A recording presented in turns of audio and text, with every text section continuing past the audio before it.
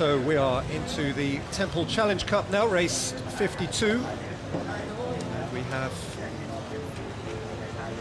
the Berkshire Station, Columbia University from the United States, in blue and white, and blue, black and grey nearer to us on the Buck Station, Imperial College, London. And this, I fancy, will be a really good Anglo-American competition.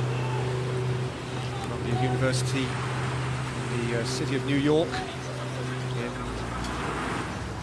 a competition, a cup, which has been won in 6 of the last 10 years, Fiona, by Americans, plus 1 Canadian, a Dutch, and a couple of Oxford Brook successes, but this has a great recent American tradition. Yes, it does. We get a good representative of American crews in this event, and they do love coming over to Henley. It is a unique regatta. So there's some very strong competitions, you say, from America, and we've had a range of winners, which I think is fantastic and strong for the sport. But Imperial are a very strong club, and should hopefully be giving Columbia a really good run for their money. Both crews are now settled into their rhythm. A few ducks in the way there, but both are steering well and not causing the umpire any concern at the moment. On the Berkshire side, that is closer to the ducks, and indeed to the great majority of the spectators who are enjoying a shirt sleeve order day. Indeed, many of them there with their toes dangled in the river. Columbia, whose boathouse is at the confluence of the Harlem and Hudson rivers, one of the most beautiful spots in New York City, coached by Scott Olwyn. And having gone off pretty impressively here against Imperial, for whom this is their second-ranked student crew.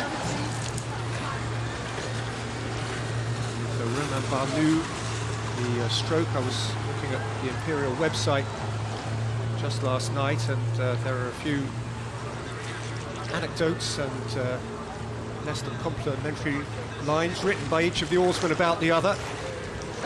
Romain Barnou, in common with many strokes in world rowing, it says, is universally accepted as a nutter.